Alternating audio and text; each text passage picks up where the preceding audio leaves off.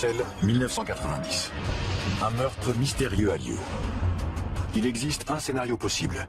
Une équipe d'agents secrets s'est rapprochée de sa cible, l'un des experts en armement de Saddam Hussein, Gerald Bull.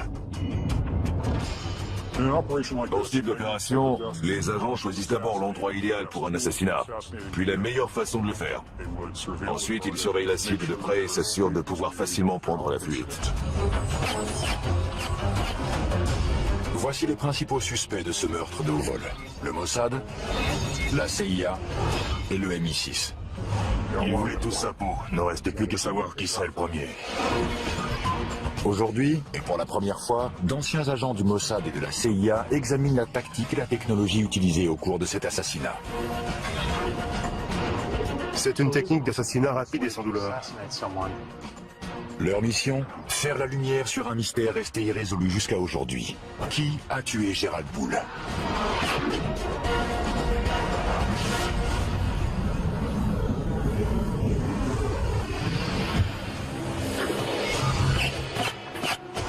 Un scientifique véreux, expert en armement, est abattu froidement. Les assassins disparaissent sans laisser de traces. Qui est derrière ce meurtre et quel est le mobile? Encore aujourd'hui, nous avons davantage de questions que de réponses quant au meurtre de Gerald Bull.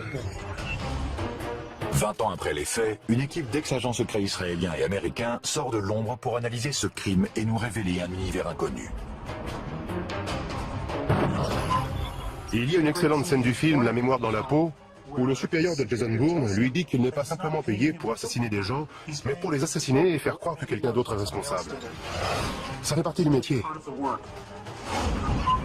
C'est un univers de surveillance, de trahison et d'habileté technologique. Les missions sont organisées pendant plusieurs années et leur succès repose sur l'entraînement et l'instinct d'un agent sans visage et sans identité, l'agent secret. J'ai passé 13 ans au sein du Mossad. Pendant les 7 premières années, j'étais un combattant, c'est-à-dire un agent clandestin. Les actions d'un bon espion peuvent réellement changer le cours de l'histoire. L'espionnage est la deuxième profession la plus ancienne du monde et l'une des plus dangereuses. J'ai été un agent traitant de la CIA pendant de nombreuses années, travaillant en clandestin. Il n'existe pas d'immunité diplomatique pour ce genre de mission. C'est un peu comme un soldat qui se fait arrêter alors qu'il ne porte pas d'uniforme. La punition est bien plus sévère. Il existe une trace de ces dangers. 102 étoiles gravées sur le mur commémoratif du siège de la CIA à Langley. Chacune d'entre elles représente un agent qui a sacrifié sa vie. Le véritable risque d'un agent clandestin est d'être découvert. À terre! Plus vite! Ça peut devenir moche. Le risque est important et impossible à éviter. Les espions risquent leur vie chaque fois qu'ils entrent en territoire ennemi. Mais il existe une mission en particulier qui est bien plus dangereuse que les autres. Il s'agit de l'opération clandestine et mortelle appelée liquidation. Les opérations clandestines de liquidation sont très rares. Au cours d'une de ces opérations, dont la cible était un leader terroriste, j'ai été chargé de poser un engin explosif sur le ferry dans lequel il voyageait. Je ne sais pas comment l'opération s'est terminée, on m'a juste dit qu'elle avait réussi, et c'est tout ce que j'avais besoin de savoir. Ce sont des gens qui ont du sang sur les mains et qui ont tué d'innocentes victimes. La seule façon de les empêcher de mener à bien leur prochain attentat, c'est de les éliminer. Les services d'espionnage s'intéressent aux terroristes depuis des décennies. Mais ce ne sont pas les seuls à figurer sur leur liste des cibles à liquider. Les autres personnages qui les intéressent sont les trafiquants et les fabricants d'armes, qui ne sont pas rattachés à une organisation. À la fin des années 80, un homme attire l'attention de tout le monde. Le scientifique canadien spécialiste en armement, Gerald Bull. Gerald Bull avait été approché par plusieurs services de renseignement, parmi eux ceux du Canada et des États-Unis. Il voulait travailler avec les deux. Avant 1980, le scientifique a travaillé pour les deux gouvernements.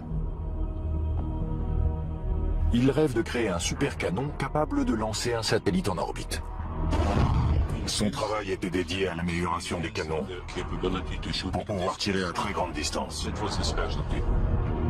Mais d'anciens agents affirment que ce génie de la science possédait un côté plus sombre. Les scientifiques qui inventent des armes sont en premier lieu fidèles à la science. Ils ne se considèrent pas comme des fabricants d'armes capables de massacrer des millions de personnes. C'est comme l'homme qui organisait les horaires des trains à destination des camps de concentration.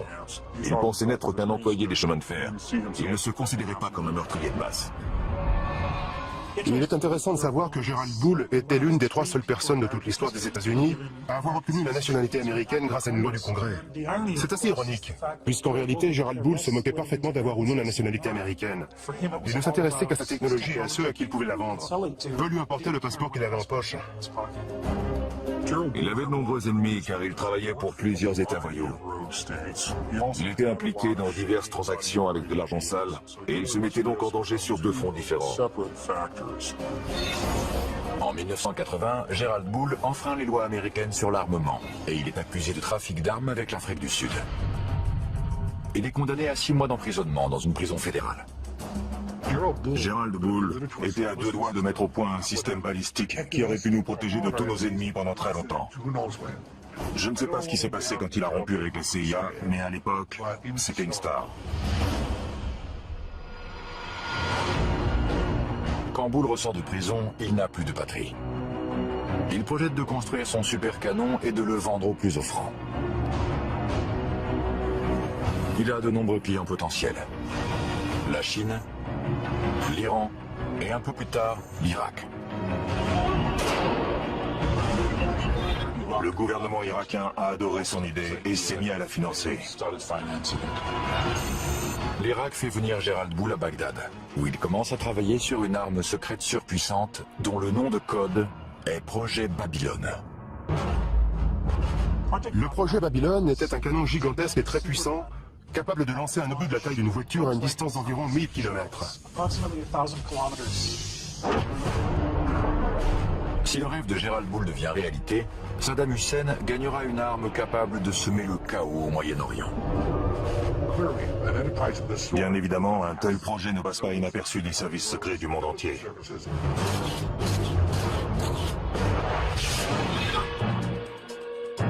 La nouvelle du projet Babylone se répand au sein des différents services de renseignement de la planète, y compris les services secrets israéliens, le Mossad.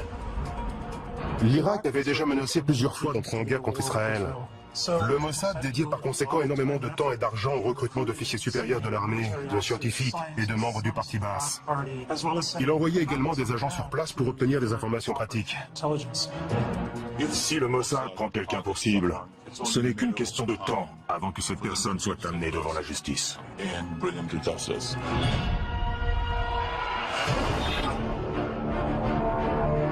En Irak, Gerald Bull est très bien protégé. Chaque jour, l'étape finale de la construction de son super canon se rapproche.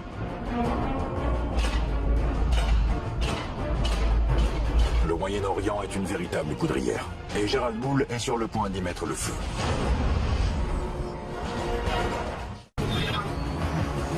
Irak, 1989.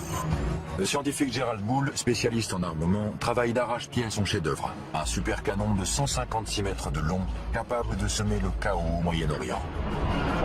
Il s'est mis à travailler au service de Saddam Hussein, qui a déjà plusieurs armes de destruction massive et qui finance la fabrication de son canon. Cette arme aurait fourni une meilleure précision aux munitions. Bull était en train de rendre l'armée irakienne plus puissante. Nous ne disposions que de très peu de renseignements sur l'avancée des travaux sur ce super canon. Nous n'avions pas les agents nécessaires sur place. Cependant, il semble que le développement de la nouvelle arme de Gerald Bull soit surveillé de près par le Mossad, le service de renseignement israélien. Les informations recueillies par le Mossad concernant ce projet venaient de sources diverses. Certains renseignements étaient d'origine humaine et venaient de personnes haut placées dans le régime irakien qui avaient été recrutées et fournissaient des informations à des agents traitants du Mossad. Ce n'est plus le cas aujourd'hui avec les terroristes actuels, mais à l'époque, les Irakiens étaient encore sensibles aux méthodes de recrutement traditionnelles qui sont utilisées depuis que l'espionnage existe. Le ROHUM, ou le renseignement d'origine humaine, est l'art de recueillir des informations par le biais d'entretiens, d'interrogatoires, de corruption et de chantage.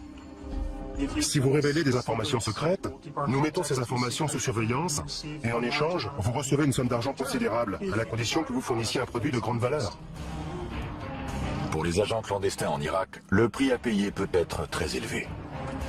Lorsque les agents du Mossad opèrent au sein des pays cibles, ils prennent le risque d'être torturés, exécutés ou emprisonnés. Il est très peu probable qu'ils revoient la lumière du jour une fois découverts. Le pire cauchemar des espions, c'est un séjour dans la chambre des horreurs, où l'on procède à l'arrachage des ongles. Il faut éviter cet endroit à tout prix. Car c'est là qu'on vous arrache les ongles. Vous êtes complètement épuisé et on vous attaque de toutes les façons. Vous subissez une torture psychologique. On essaie de vous humilier et surtout de vous faire craquer. Mais bien sûr, certains d'entre nous possèdent une force qui leur permet de résister. Pour éviter la chambre des horreurs, un espion doit toujours avoir des yeux derrière la tête, même s'il ne quitte jamais sa cible du regard.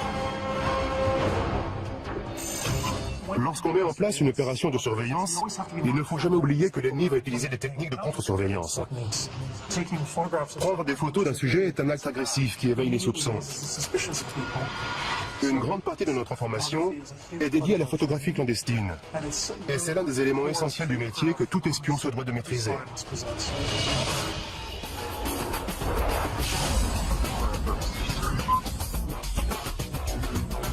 Michael Ross et Ishmael Jones, anciens agents des services secrets, nous présentent la technologie qui sert à la surveillance photographique. Ceci est un étui à lunettes. C'est un appareil photographique très ingénieux. Il y a un trou. Et lorsqu'on l'ouvre, on découvre un appareil photo à l'intérieur qu'on peut relever.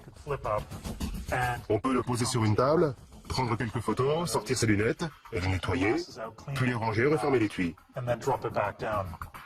Mais en réalité, c'est un équipement d'espion. Si quelqu'un ouvre cet étui, il comprend tout de suite que son propriétaire est dans l'espionnage. Mais moi, ce que j'utiliserais, c'est quelque chose de plus grand et de plus simple, un objet commun. C'est un appareil photo comme les touristes en utilisent partout dans le monde. Je le mets dans un sac. Il y a un filet à mailles. Cela me permet de me rapprocher de la cible et de prendre des photos. J'utilise également une télécommande pour ne pas avoir besoin de toucher l'appareil. Je n'ai qu'à viser et appuyer. La surveillance d'un site à haute sécurité, comme celui de la fabrication d'armes du projet Babylone, est très risquée. La capture des agents aboutit à leur torture, ou pire encore.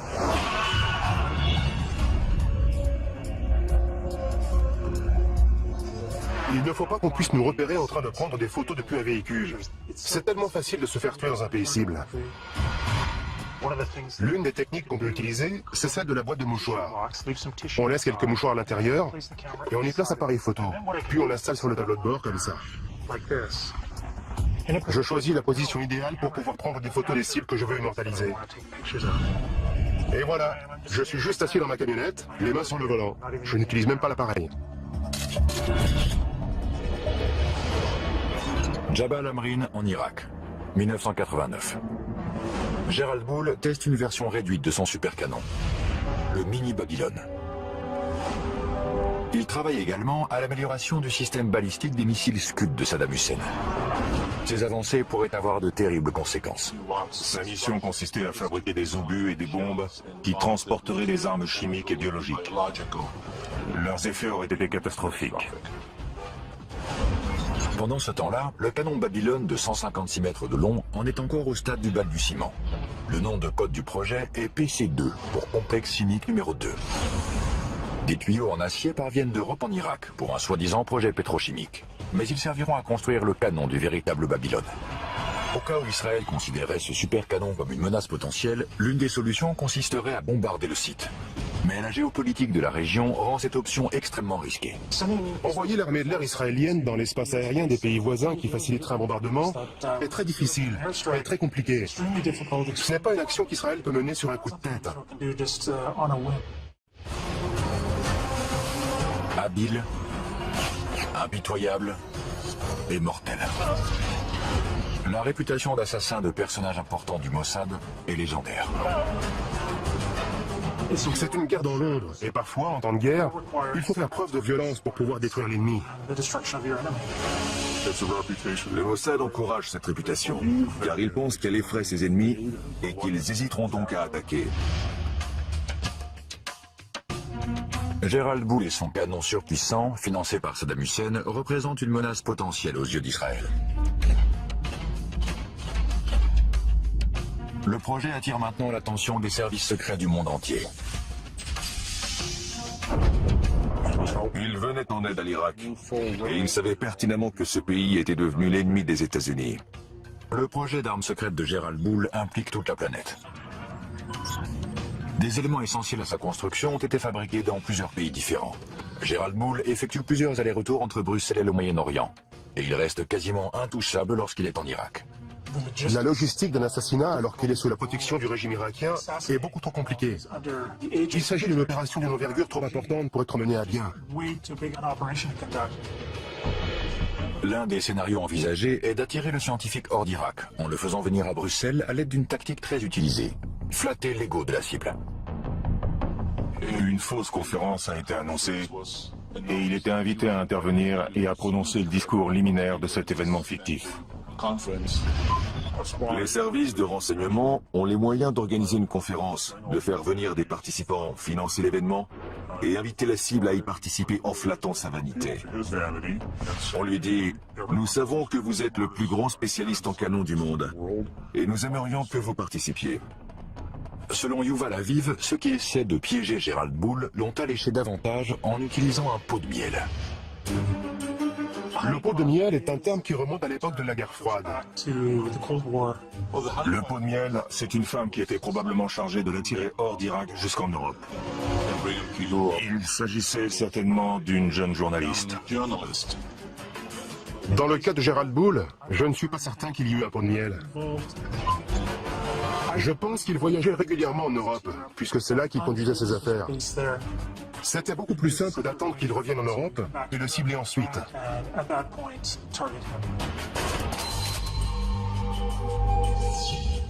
Que ce soit pour assister à une conférence fictive, pour retrouver une femme séduisante ou tout simplement pour gérer ses affaires, Gérald Boule rentre chez lui à Bruxelles. Selon certaines sources belges, il n'est pas seul. Un ou plusieurs services de renseignement maintiennent une surveillance constante. L'équipe de surveillance doit être dynamique et souple pour pouvoir suivre la cible dans n'importe quelle situation. Le plus important, c'est d'être capable de découvrir où le sujet habite, quelles sont ses habitudes et quels endroits il fréquente. En 1990, la technologie n'était pas aussi développée qu'aujourd'hui. Il y avait certainement des agents qui le surveillaient directement en le suivant et en essayant de maintenir autant de distance possible entre eux pour éviter d'être repérés. Si un agent est découvert pendant une opération de surveillance, c'est toute la mission qui est compromise. Maintenir une bonne couverture, c'est la seule protection efficace pour les agents qui opèrent au sein de pays ennemis. Ce ne sont ni les armes, ni la maîtrise des arts martiaux qui vous protègent dans cette situation, mais bel et bien votre couverture. La couverture des agents à Bruxelles devient capitale. Une identification photographique et surtout une identification fiable de la cible à éliminer est essentielle, car l'histoire regorge de victimes innocentes qui se sont fait liquider par erreur. Il faut prendre des clichés à différents moments de la journée et sous différents angles pour que l'assassin dispose d'une série complète de photographies à étudier afin que l'identification soit parfaite. Garder l'œil sur le scientifique est loin d'être un jeu d'enfant. Certains pensent même que les agents qui l'observent sont surveillés à leur tour. Je suis persuadé que ceux qui l'ont assassiné étaient surveillés de près par d'autres agents. Une couverture décelée peut faire s'effondrer une mission comme un château de cartes. Les agents doivent avoir l'art de se fondre dans le paysage et s'assurer de ne pas dévoiler leur équipement.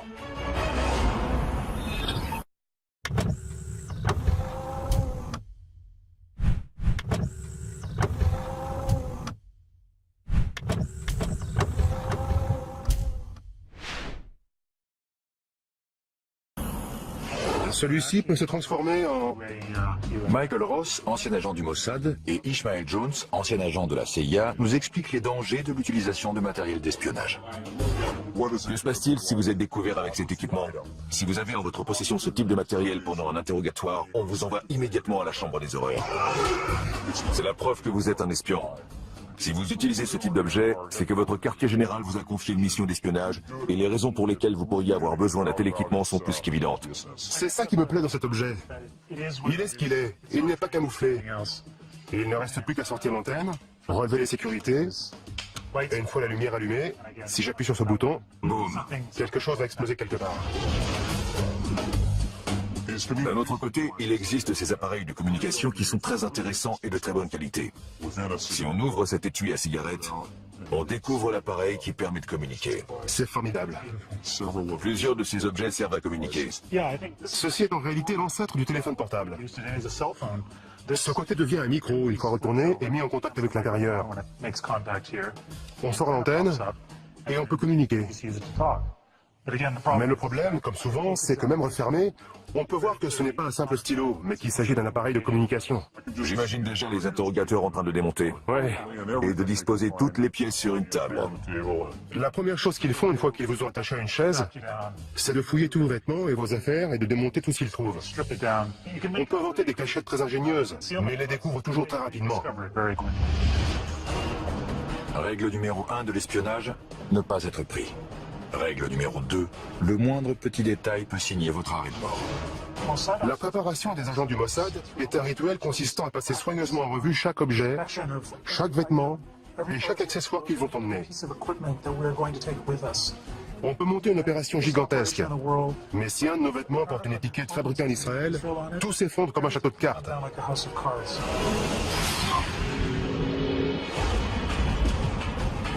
C'est l'hiver en cette année 1989 à Bruxelles.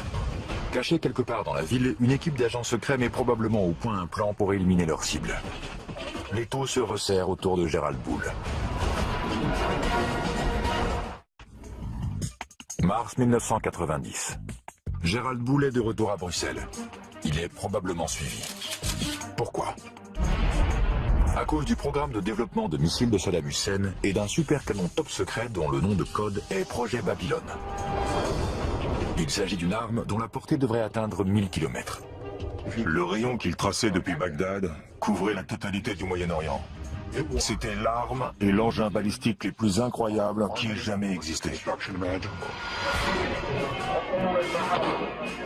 À quelques mois de l'invasion du Koweït, la machine de guerre irakienne se met en marche. La version miniature du super canon de Gérald Bull, le mini Babylone, a déjà été testée. À ce moment-là, tous les services de renseignement du monde sont au courant de ce qui se passe et le surveillent de très près.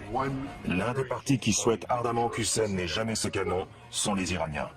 En plus des Iraniens, le Mossad est de la partie. La CIA également, puisqu'elle sait exactement de quoi Gérald Bull est capable. Il a travaillé pour eux auparavant. Une série d'avertissements tente de convaincre le scientifique de cesser immédiatement son travail sur le projet Babylone. Gérald Bull pense que des cambrioleurs se sont introduits plusieurs fois chez lui. Ces cambriolages envoient un message très clair. Laissez tomber le projet Babylone, sinon... Un autre scénario possible est une tentative audacieuse de la part des agents secrets pour garder un œil sur les communications de Gérald Bull, en utilisant le ROM, ou renseignement d'origine électromagnétique. Il s'agit de l'interception de tout type de communication utilisant les ondes. Les conversations téléphoniques, les fax ou les téléx. En résumé, tout ce qui peut être envoyé électroniquement est la cible du ROM. La CIA utilise depuis très longtemps ce type d'opération technique, qui consiste à installer des micros, des dispositifs d'écoute et de surveillance d'appels téléphoniques. Donc, elle est toute désignée pour mener ce genre d'opération de surveillance, et particulièrement la surveillance électronique de la cible.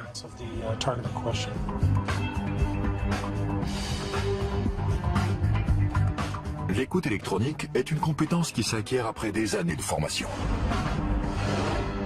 L'ancien agent de la CIA Ishmael Jones nous dévoile l'univers des micros et des transmetteurs cachés. Ces appareils de surveillance électronique permettent d'en apprendre davantage sur les cibles. On a placé des dispositifs datant de la guerre froide dans certains objets de cette pièce. Dans ce téléphone, par exemple. Voici l'appareil d'écoute. Il n'espionne pas la ligne téléphonique, mais écoute les bruits de la pièce en général, et bien entendu les conversations téléphoniques également. En voici un autre installé sous le siège d'une chaise de bureau standard. Cette partie doit ensuite être recouverte de bois ou de tissu pour ne plus être visible. Pour dissimuler un dispositif dans un livre, il faut l'installer dans le dos. C'est d'ailleurs un appareil de la CIA. On peut voir le dispositif audio en haut, les piles sont au centre, et les autres éléments de l'appareil sont en bas. C'est un transmetteur complet. Mais lorsque la cible est mobile, il faut pouvoir suivre ses conversations à travers la ville. L'une des solutions possibles remonte à la guerre froide. Voici un dispositif d'écoute de la guerre froide. L'avancée de cette technologie, c'est que les conversations de la cible peuvent être entendues, peu importe où elles se trouvent, tant qu'elle porte ce manteau. L'inconvénient de cet appareil, c'est qu'il se remarque facilement. Il ne ressemble pas à un bouton normal. La cible peut s'en rendre compte et elle redoublerait alors de méfiance.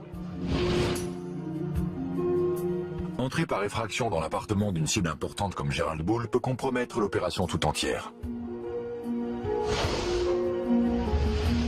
On va devoir entrer par effraction, ou si possible avoir un rendez-vous sous de faux prétextes. Il faut alors réfléchir très vite à l'endroit où placer le micro. Le mieux est de disposer d'un mur commun tout à côté de la cible. On peut percer un trou dans le mur et y installer un dispositif audio ou vidéo. C'est une technique beaucoup plus intéressante. C'est plus simple d'avoir un appartement à soi pour y travailler. À Bruxelles, Gerald Bull est surveillé de près par une organisation sans visage et sans nom. Il reçoit un ultime avertissement. Cessez votre travail sur le projet Babylone. Mais il choisit d'ignorer la menace. La mission qui tente d'éviter la construction du supercanon de Saddam Hussein passe à la vitesse supérieure. La technique la plus simple pour stopper cette opération est d'éliminer Bull. Le spécialiste en armement canadien est condamné à mort. Bruxelles est un endroit idéal pour liquider un homme comme Gerald Bull. La ville est calme et sûre, et la cible se sent à l'aise et détendue. À Bruxelles, on entre en mode tourisme.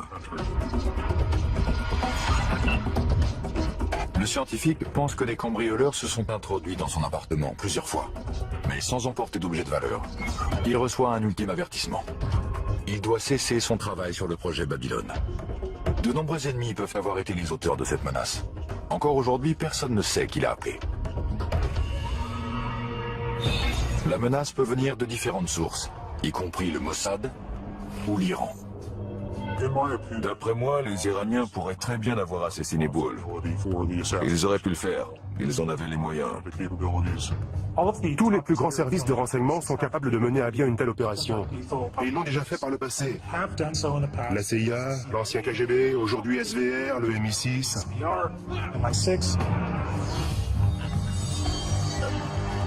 Qui était capable d'assassiner Gerald Bull? Tout d'abord le Mossad, puis le MI6. Les services secrets britanniques, le MI6, auraient utilisé des membres des forces spéciales, le SAS, pour retrouver des agents d'Al-Qaïda. Leur devise est « Qui ose gagne ».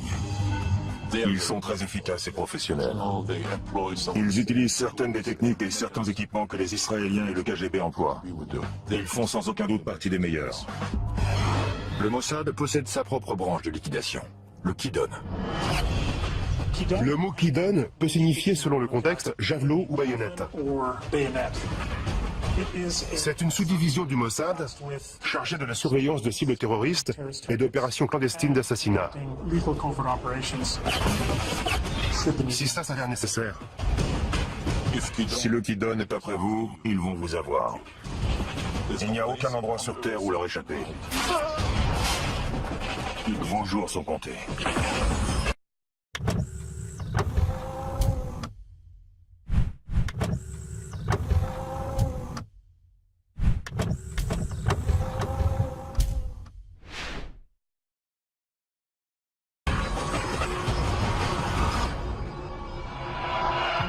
Bruxelles, mars 1990.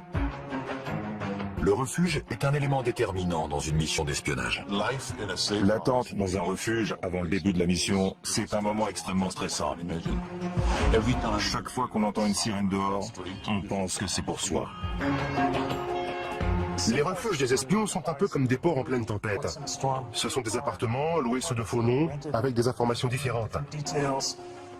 Tous les services secrets les utilisent pour se protéger du monde extérieur. Ce sont des endroits où les agents peuvent se réunir, étudier les plans, analyser les opérations et en discuter, faire des débriefings. Au cours des heures qui précèdent une mission, l'équipe examine chaque détail de l'opération. La tactique peut varier, mais une équipe de liquidation standard est composée de plusieurs agents. Le leader est responsable de la sécurité et de la surveillance constante de la cible. Le chauffeur est chargé d'amener l'équipe dans la zone d'action et de l'en extraire. Et le tueur, ou les tueurs, effectuent l'exécution. Un autre élément clé d'une opération secrète de liquidation est le choix de l'arme. Les autres services de renseignement utilisent des armes plus lourdes, c'est-à-dire des gros calibres. Mais le Mossad a décidé que la précision est prioritaire. Nous sommes au stand de tir d'Angeles. L'ancien agent du Mossad Michael Ross et le spécialiste en armes à feu Mike Tristano procèdent à une analyse balistique d'un assassinat. La première marque est celle du tir du 9 mm. Elle a traversé le gel de part en part. Ce type d'arme laisse de sacrés dégâts, sans parler de risquer de tuer un passant innocent qui se tient derrière. Le gel balistique a la même densité que les tissus musculaires humains semi-tendus. Il permet de fixer l'empreinte balistique d'une arme.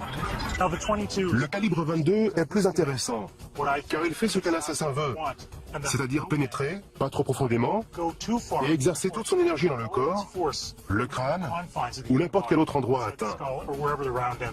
Son énergie n'est pas projetée vers l'extérieur en laissant d'énormes dégâts, quelque chose de très visible. Lorsqu'il s'agit de liquider une cible, il vaut mieux choisir la discrétion.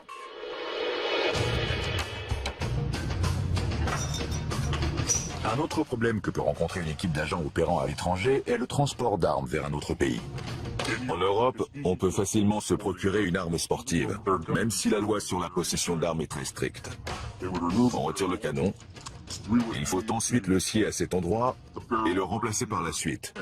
Car sur ce type d'arme, la chambre est située dans cette partie du canon. On retire aussi le magasin et on obtient une arme qui se rapproche d'un pistolet. Une fois les pièces les plus petites et les plus discrètes assemblées à nouveau, on obtient une arme de petite taille, idéale pour une exécution et similaire à celle que le Mossad utilise. Le résultat est un semi-automatique de calibre 22 à 7 coups et sur lequel on peut visser un silencieux. D'autres agents suggèrent que la valise diplomatique est un autre moyen efficace d'introduire clandestinement une arme dans un autre pays. Les valises diplomatiques sont indispensables aux services secrets, car elles permettent de transporter d'un pays à l'autre différents objets, allant d'images satellites à des armes si nécessaire. C'est une méthode sûre et efficace qui permet de déplacer des objets importants et de déjouer le contre-espionnage. L'arme, les agents et le plan sont prêts. L'équipe de liquidation d'origine inconnue se poste à proximité de l'appartement de Gerald Poole. Mais il reste encore un problème.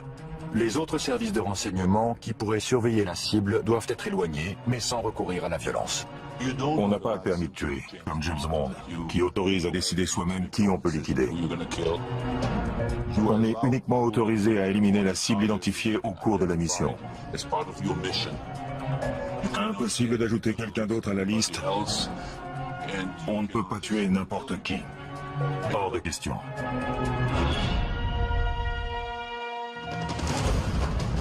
Dans le cas de Bull, s'il était suivi par un troisième pays, la meilleure solution était de distraire l'équipe de surveillance pour l'éloigner.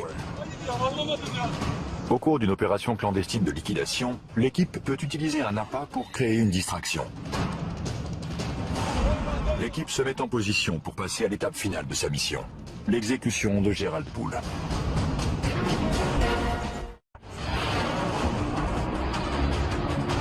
À la veille de la guerre du Golfe, Saddam Hussein a rassemblé un arsenal d'armes de longue portée. Le scientifique expert en armement Gerald Poole est l'un des fers de lance de cette initiative. L'étau se resserre, alors qu'un service de renseignement dont l'identité demeure inconnue le prend pour cible. Il compte l'éliminer avant que son arme détruise l'équilibre précaire du Moyen-Orient. Bruxelles, 22 mars 1990. Une équipe d'agents secrets est en position aux abords de l'appartement de Gerald Bull. Toute la mission et ses mois de préparation dépendent de ce moment précis. S'il s'agissait d'une opération du Mossad, alors les agents devaient être à leur poste pour communiquer les informations et les mouvements de la cible. Si on suit ce scénario, c'est ensuite au tueur désigné, une fois l'identité de la cible confirmée, d'entrer en action. Le tueur doit rester concentré sur la cible et son second se charge de sa sécurité et d'empêcher toute intervention extérieure. Le leader de l'équipe déployée est responsable de leur sécurité lors de l'extraction.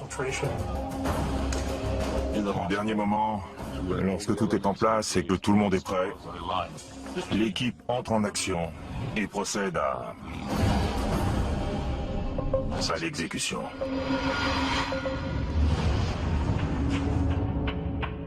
Le niveau de stress est élevé, bien évidemment. On entend le bruit d'une clé qu'on glisse dans la serrure, puis la porte qui s'ouvre, et on prie pour que ce soit notre cible et non quelqu'un d'autre. Puis la cible se trouve juste devant nous, et c'est là qu'il faut vous en occuper. Et avant que la cible meure, on s'assure qu'elle sait pourquoi on est là. On lui pose la question, vous savez pourquoi je suis là? Et on peut voir sa peur sur son visage, car elle sait pourquoi on est là.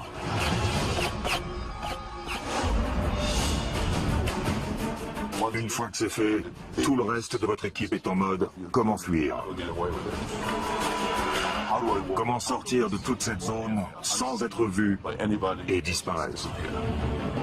Le leader emboîte le pas du tueur alors qu'il se dirige vers un véhicule pour s'enfuir.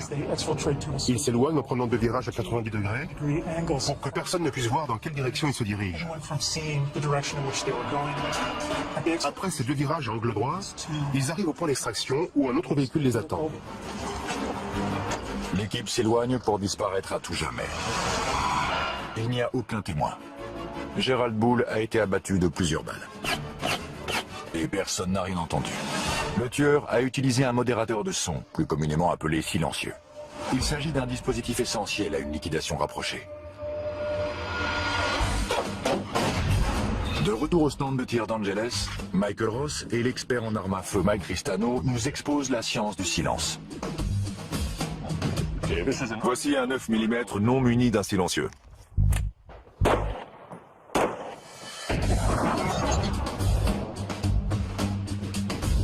On ne peut pas dire que ce soit une arme silencieuse. Non, absolument pas. L'arme de prédilection du Mossad pour les exécutions est un pistolet de calibre 22 équipé d'un silencieux.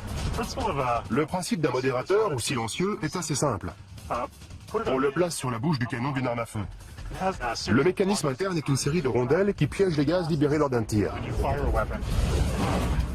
Le bruit est émis lorsque le percuteur heurte la balle, qui est ainsi projetée hors du canon.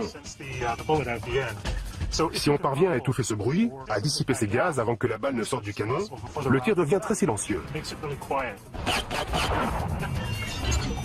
Un silencieux peut réduire le niveau sonore d'un coup de feu de 30 décibels. Un autre avantage du silencieux est qu'il améliore la précision du tir. Le canon est rallongé, le tir est donc un peu plus précis. C'est le même principe qu'avec un fusil. Il est plus précis parce que le canon est plus long. Comme vous le voyez, les impacts sont relativement groupés. Je crois qu'on peut dire qu'il est mort. Grâce à leur technologie et à leur habileté, les assassins de Gerald Bull ont pu s'échapper sans être repérés. Mais le mystère reste entier. Qui a appuyé sur la détente? La probabilité qu'un service de renseignement étranger soit responsable de l'assassinat est grande. Le premier qui vient à l'esprit est le Mossad. Il est bien connu que le Mossad procède à des liquidations. Il existe une autre possibilité. Le tueur est peut-être un agent d'un autre service secret travaillant en collaboration avec le Mossad. La seule organisation qui pourrait collaborer avec le Mossad est le MI6 britannique. Le Mossad n'a jamais collaboré avec d'autres services par peur que l'autre organisation ne soit pas à la hauteur, qu'il y ait trop de paperasserie et que toute la mission soit ralentie. Mais ils ont collaboré à de nombreuses reprises avec le MI6. Et avec succès. De nombreux spécialistes sont persuadés que les responsables sont des agents du Mossad. Mais le résultat des analyses balistiques ne correspond pas à leur mode opératoire. Un pistolet calibre 22 avec silencieux. L'élément intéressant dans cette affaire est que Gerald Bull a été assassiné avec une arme de gros calibre. La scène a donc dû être très sanglante et je pense que cela indique que le tueur n'était pas un professionnel. Mais il existe bien entendu la possibilité que les tueurs aient choisi de faire croire que quelqu'un d'autre, nettement moins professionnel, était responsable du meurtre. Un troisième scénario pointe du doigt une autre organisation qui aurait été postée devant l'appartement de Gerald Bull avant l'assassinat. Les Iraniens. Les Iraniens figurent en bonne place sur la liste des suspects potentiels, au vu du simple fait que toute arme développée par l'Irak pourrait être utilisée contre eux. L'Iran a des agents, mais ceux-ci ne maîtrisent pas la sophistication déployée dans cette liquidation. La CIA est un autre suspect potentiel de l'assassinat de Gerald Bull. Gerald Bull constituait une menace suprême. Et je pense que l'agence aurait fait appel à un allié qui utilisait des méthodes de liquidation. Je ne pense pas que la CIA puisse être impliquée dans un assassinat. Mais il est possible que l'un de ses responsables ait mentionné que Gerald Bull était un problème et qu'il faudrait qu'il soit éliminé. Parfois, ce qui favorise l'action est de se taire alors qu'on sait ce qui se passe. L'univers de l'espionnage est souvent comparé à un palais des glaces. La réalité n'est jamais vraiment ce qu'elle semble être. Le mystère qui entoure la mort de Gerald Bull reste entier. L'identité de l'assassin reste inconnue. Est-ce que certains services de renseignement étaient au courant de l'exécution? Et si oui, combien? Une seule chose reste certaine. Quelqu'un a violemment mis un terme à la vie de ce brillant scientifique. L'enquête sur la mort de Gerald Bull n'a pas été très approfondie. Et il semble y avoir davantage de pays satisfaits par sa disparition que de nations qui s'inquiètent du fait qu'il ait été assassiné à Bruxelles. L'exécution de Gerald Bull a été un grand succès, car lorsqu'il est mort, le projet du canon est mort avec lui.